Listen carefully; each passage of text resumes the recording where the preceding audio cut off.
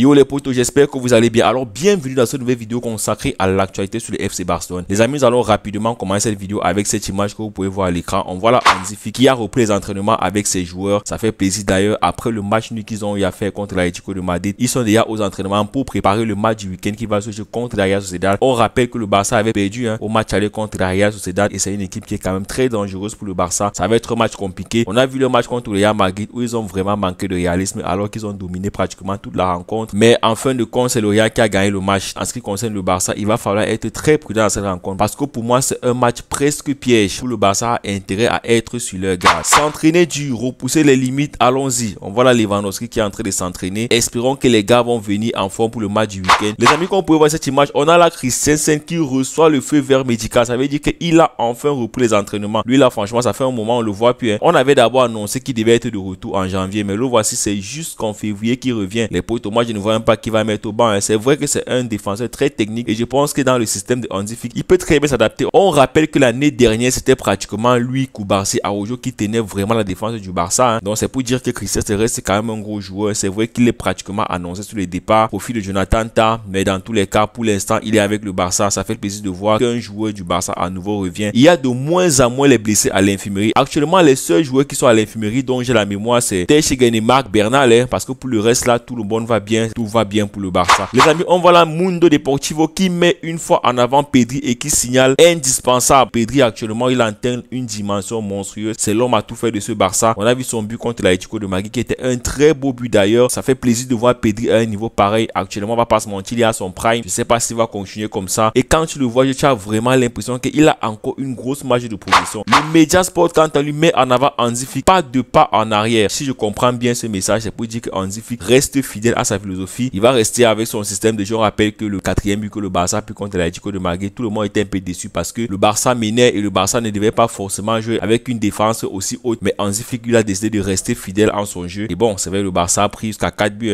dans tous les cas. Espérons qu'il va rapidement corriger ça. Hansi Flick n'a pas l'intention de changer son style offensif. Il est convaincu que cela permettra de faire ressortir le meilleur de ses joueurs. En tout cas, bon, c'est vrai que jusqu'à présent, on est encore en course de tous les titres. Donc moi, je ne peux pas encore te blâmer, mais je reste quand même sur ma faim. On va pas se mentir qu'avec le système de jeu d'Hansi Flick, les joueurs sont un peu plus offensifs. On voit que le Barça a un pressing beaucoup plus haut. Ils étouffent énormément l'adversaire. Si vous remarquez bien, la plupart des récupérations de balles, c'est pratiquement dans le camp adverse. Quelques rares situations que l'adversaire réussit à traverser la défense du Barça. Et généralement, ces occasions sont très dangereuses. Pour dire que le Barça peut dominer pratiquement toute une rencontre, mais sur une ou deux situations, l'adversaire réussit à prendre le ballon et ils ont des occasions très dangereuses. Tant que ça marche, on est satisfait. C'est vrai, on aurait pu perdre contre l'Atlético de Madrid. On aurait même pu faire nul, mais jusqu'à présent, tout va bien pour moi. Je me plains pas trop. Dans tous les cas, les potos, dites-moi ce que vous pensez du système de Hansi Flick dans l'espace des commentaires. Hansi Flick est conscient que certaines personnes reprochent à son équipe de toujours jouer une ligne haute, mais il est sûr que c'est la seule façon pour le Barça de remporter des titres cette saison. Sinon, on lui fait confiance. Je me rappelle quand il avait dit qu'il est confiant pour la phase des poules, il avait quand même eu raison. Il a prouvé, il a fini deuxième en phase de poule après le faux pas contre Monaco. Et cette fois-ci, il est persuadé que c'est avec cette ligne que le Barça va remporter des titres. Moi, je peux que lui faire confiance. Dans tous les cas, nous sommes encore en course sur tous les tableaux. Espérons que ça va continuer comme ça. Les principales erreurs de Flick jusqu'à présent cette saison: intensité dans la première minute. Le Barça a concédé un but contre l'Atlético, Benfica, Séville, Leganés dans les premières minutes, manquant d'intensité. On se rend compte que le Barça a vraiment beaucoup de peine à débuter ces matchs. Ça, c'est quelque chose qu'on a remarqué. Ils prennent souvent beaucoup de temps à rentrer dans les matchs, mais quand ils font des très bonnes rentrées dans les matchs, généralement, ça se termine bien. Effondrement dans les dernières minutes. Effectivement, on va pas se mentir, le Barça, ça joue bien, mais dans les dernières minutes, parfois, c'est très fébrile. Le Barça n'a pas réussi à calmer le jeu et a concédé 2 buts contre l'Atlético et l'Atlanta cette saison. Il faut vraiment que les gars pensent à corriger cela parce que moi, je commence à en avoir marre de voir une équipe qui joue bien, qui domine, mais qui s'effondre en fin de match.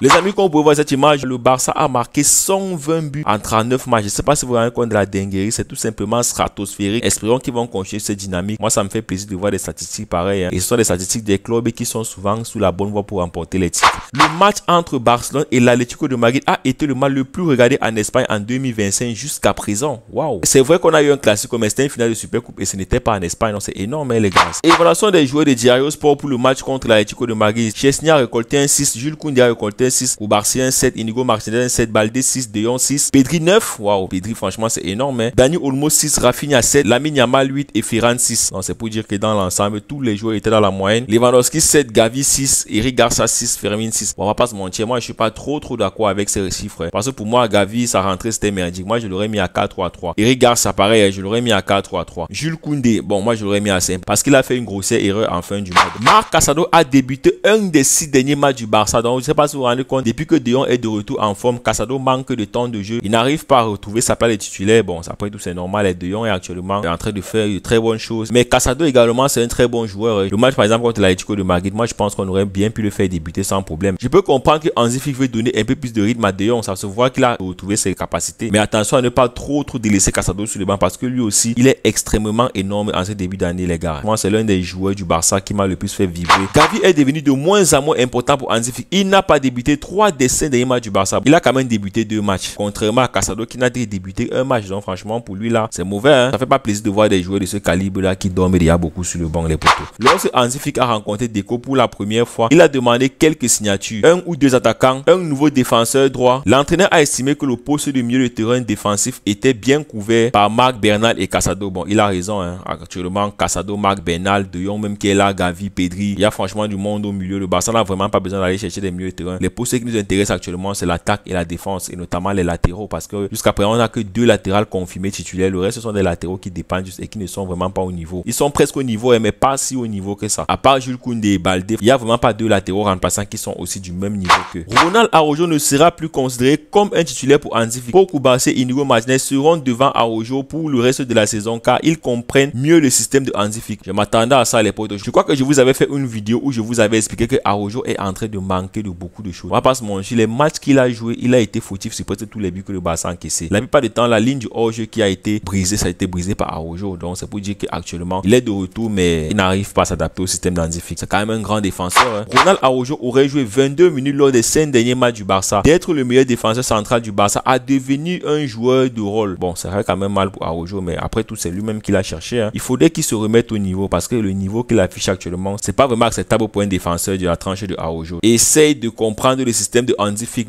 Flick restera avec le duo de défenseurs centraux Cubarsí et Inigo jusqu'à la fin de la saison pour les matchs importants. Ce n'est pas négociable. Araujo sera disponible pour la rotation. Effectivement, vous voyez même que même Irigas entre même dans la rotation plus que Araujo parce que Irigas lui aussi s'adapte très bien au système de Hansi Flick. Mais Araujo jusqu'à présent les gars, franchement je suis déçu. Hein. Il n'arrive vraiment pas à s'adapter au système de Hansi Flick. Victor Roque retourne au Brésil, direction Palmeiras, montant du transfert 30,5 millions d'euros bonus inclus les poteaux. Donc on voit là un retour de Victor Roque qui a fait un mauvais passage du côté du Barça. Il a floppé d'ailleurs. Il a également eu un passage au Betis mais c'était en prêt. Voir le Barça qui avait pris le joueur à un truc comme 27 millions d'euros en train de le revendre à 30,5 millions d'euros. On peut comprendre pourquoi le Barça s'est vraiment jeté sur cette occasion là. Franchement Palmeiras, je sais pas ce qui vous a pris d'aller jeter un 30,5 millions d'euros sur Victor Roque. Hein. C'est vrai que c'est un grand joueur mais dans tous les cas n'en compte pas dans les détails du transfert. Confirmé, Victor Roque rejoindra Palmeiras pour 25,5 millions d'euros fixes et 5 millions de variables. Nous sommes en train de partir sur 30,5 millions d'euros bonus compris. Barcelone continue de travailler dur sur le retour de Lionel Messi. Est-ce que Messi va revenir au Barça? Ça commence à se préciser les gars. Chaque jour on a des infos comme quoi le Barça travaille sur le dossier Messi. Dans tous les cas, on va suivre ça de près. Ça peut se faire les amis et moi je serais quand même ravi. C'est vrai qu'il n'aura pas beaucoup de temps de jeu. Il serait pas forcément titulaire parce qu'il a pratiquement 37 voire 38 ans. Donc vraiment Messi à cet âge. Bref, attendons de voir. Barcelone veut signer Lionel Messi cet été en vendant Christensen, Ansu Fati et Ferran Torres. Bon ouais là c'est possible. Hein. Si on réussit à vendre ces joueurs là, ça peut se faire mais ça serait vraiment pas évident de vendre ces joueurs. C'est vrai que Ferran Torres actuellement fait de bonnes choses donc sa valeur marchande a certainement augmenté. Contrairement à Ansu Fati et Christensen qui n'ont vraiment pas beaucoup joué cette saison. Du coup eux là c'est beaucoup plus compliqué. La situation du gardien de but du Barça dépend de la décision de Chesney. S'il renouvelle, aucun nouveau gardien ne sera signé. C'est bon, c'est logique.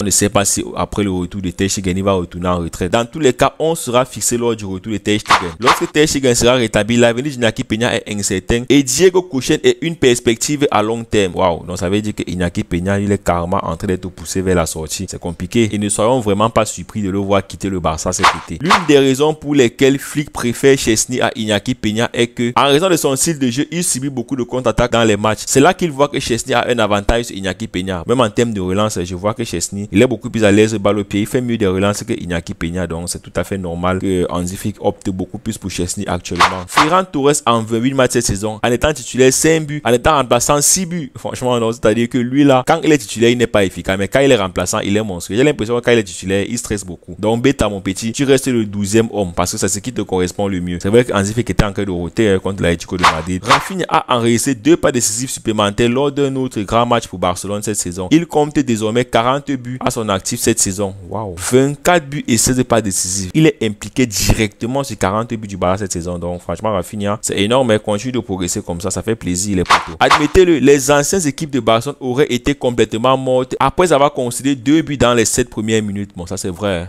on va pas se mentir. C'est vrai que les anciennes équipes du Barça, quand ils avaient appris 1 ou 2 buts, les gars, franchement, ils baissaient le rythme, mais ils n'avaient vraiment pas de mental. Mais le Barça de Hansi Flick, si franchement, ça me surprend. Ils ont été menés 3 buts à 1 contre Benfica, ils ont remonté jusqu'à gagner. Ils ont été menés 2-0 contre l'Atlético de Madrid, ils ont remonté jusqu'à ils auraient même pu gagner avec un lourd score. Donc, il faut vous dire que en termes de mental, cette équipe a un mental fort. Maintenant, il va falloir que l'équipe maintenant gère aussi le mental en fin de match et en début de match. Parce que jusqu'à présent, j'ai vraiment l'impression que Hansi Flick a vraiment des difficultés à rentrer dans son match. Bon, on va pas dire Hansi Flick, hein. Les joueurs ont du mal souvent à rentrer dans leur match. Mais après, quand ils réussissent à entrer dans le match, vraiment, ils sont monstrueux. Mais en fin de match, c'est toujours compliqué. Je sais pas pourquoi. Les fins de match du Barça sont pénibles. Peu importe l'équipe qu'on joue, en fin de match, c'est souvent très compliqué pour le Barça. Donc, vraiment, Hansi Flick trouver les bonnes formules pour les fins de match. C'est vrai qu'on avait eu une fin de match palpitante contre le Benfica. Voilà les amis, je vais pas être assez long pour cette vidéo. Merci d'avoir regardé la vidéo jusqu'à la fin. D'ici là, n'oubliez pas de vous abonner à la chaîne, de liker la vidéo, de commenter, de partager. Les amis, quand vous le faites, vous envoyez un très bon signal aux algorithmes YouTube et sachez-le, c'est le meilleur moyen pour vous de me soutenir. Les potos, moi c'est GateID pour ceux qui me découvrent. Et si tu ne me connais pas encore frérot, c'est simple, lâche le petit pouce bleu, ça fait vraiment plaisir. Et crois-moi, sur cette chaîne tu vas pas t'ennuyer parce qu'on fait des vidéos d'actualité sur le FC Barcelone. On se donne rendez-vous pour une prochaine vidéo très bientôt et d'ici là, profitez des vôtres. Ciao.